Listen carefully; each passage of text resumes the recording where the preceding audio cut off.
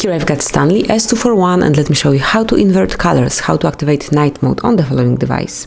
So at first let's open the settings, then scroll down to the very bottom of the list and pick accessibility.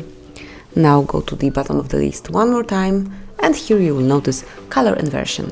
Simply click on the switcher to activate inverted colors. So as you can see now you have a dark mode included in your device, you can protect your eyes and use your device comfy. Then if you'd like to switch off color inversion, simply click on the same switcher and now you're back in the normal mode. So that's basically all, how you can quickly and easily activate color inversion night mode and you can protect your eyes easily.